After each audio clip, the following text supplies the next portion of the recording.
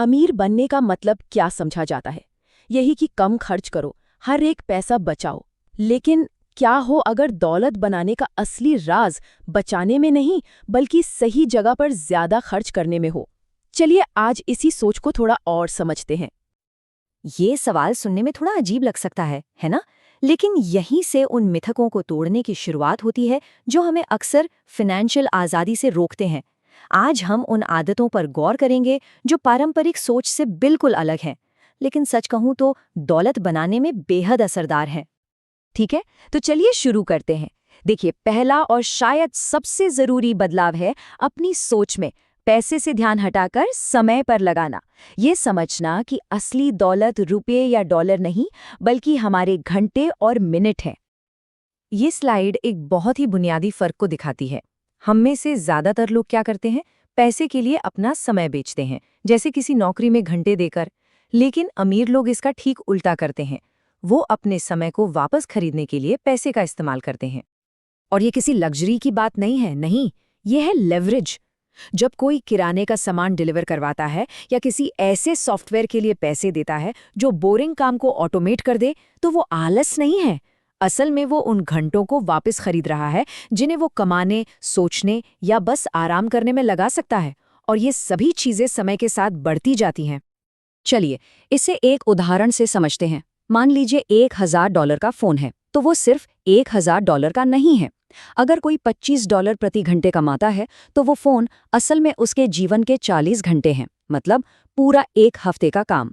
जब आप कीमत को इस तरह समय में देखने लगते हैं, तो दिमाग अपने आप ये समझने लगता है कि सच में क्या जरूरी है।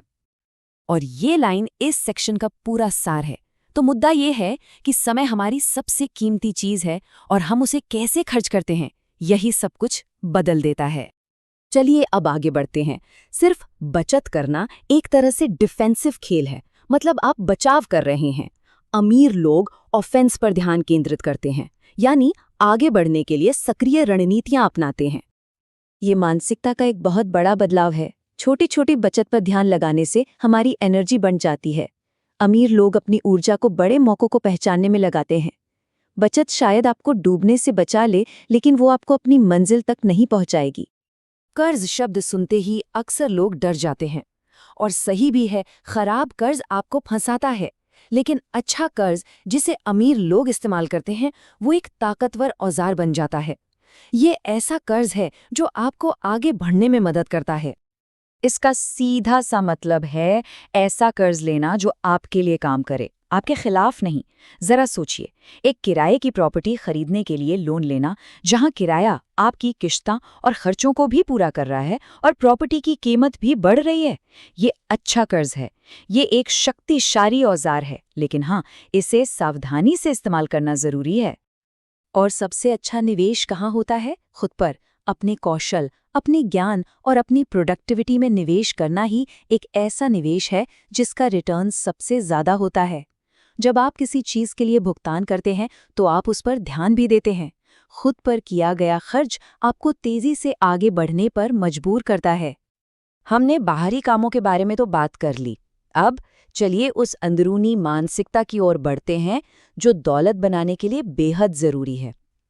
ये सब इस बात पर निर्भर करता है कि आप पैसे के बारे में महसूस कैसा करते हैं। ये एक आम धारणा है जो हमें बचपन से सिखाई जाती है। हर गलती की एक कीमत होती है, इसलिए गलतियों से बचो। लेकिन अमीर लोग इसे एक अलग ही नजरिए से देखते हैं। ये एक बहुत ही गहरी सोच है।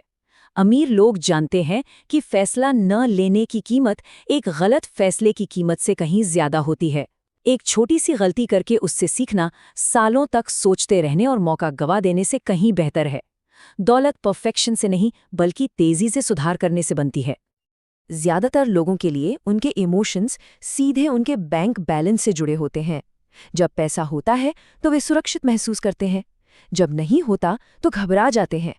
ये जो इमोशनल उतार चढ़ाव है ना, यही खराब और जल्दबाजी वाले फैसलों की ओर ले जाता है। अमीर लोग अपनी सेल्फ वर्थ को अपने बैंक बैलेंस से अलग करना सीखते हैं। वो पैसे का सम्मान करते हैं, उसे ट्रैक करते हैं, लेकिन उसे अपनी भावनाओं पर हावी नहीं होने देते। यही इमोशनल न्यूट्रलिटी है जो बाजार में गिरावट आने पर भी निवेशकों को शांत रखती है। ये एक बहुत बड़ा बदलाव है। ज्यादातर लोग सोचते हैं, क्या मेरे पास इसे खरीदने के लिए पैसे हैं?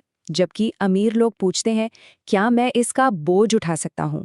देखिए, कर्ज या क्रेडिट से कुछ भी खरीदा जा सकता है, लेकिन आप सिर्फ वही चीज़ अफोर्ड कर सकते हैं जो खरीदने के बाद आपके तनाव का स्तर ना बदले, आपकी नींद ना छीने और आपके भविष्य की आज़ादी को कम न करे। और अब आते हैं हमारे आखिरी सेक्शन पर, जहां हम एक ऐसी तकनीक पर चर्चा करेंगे जो एक नकारात्मक भावना को एक शक्तिशाली उपकरण में बदल देती है। हम में से ज्यादातर लोग ईर्ष्या को बर्बाद कर देते हैं, इसे एक जहर की तरह मानते हैं और इसे छिपते हैं। लेकिन अमीर लोग इसे डेटा की तरह इस्तेमाल करते हैं। जब वे ईर्ष्या महसूस करते हैं तो वे उसे समझने की कोशिश करते हैं। ईर्ष्या असल में उस अंतर की ओर इशारा करती है जो आप चाहते हैं और जो आपके पास है। तो इसका तरीका ये है, उस व्यक्ति से नाराज होने के बजाय उसके सिस्टम को समझें। वो कौन सी आदतें अपनाता है, उसने कौन से कौशल सीखे, उसकी मानसिकता क्या है। जब आप ऐसा करते हैं तो ईर्ष्या जहर नहीं रहती, बल्कि एक रोड मैप बन जाती है जो आपको आपकी मंजिल का रास्ता दिखाती है। ये एक बहुत ही शक्तिशाली विचार है। ईर्ष्या ये महसूस करने का एक संकेत है कि आपके अंदर भी वो क्षमता है। ये आपको बताता है कि आप असल में क्या हासिल करना चाहते हैं। अंतर सिर्फ इस बात में है कि आप उस भावना के साथ करते क्या हैं। तो अंत में ये एक सवाल है जिस पर विचार करना चाहिए। अपनी ईर्ष्या को एक गाइड बनने दें, जहर नहीं। पहचाने कि वो आपको क्या बता रही है और उस जानकारी का इस्तेमाल अपनी खुद की सफलता का रास्ता बनाने के लिए करें।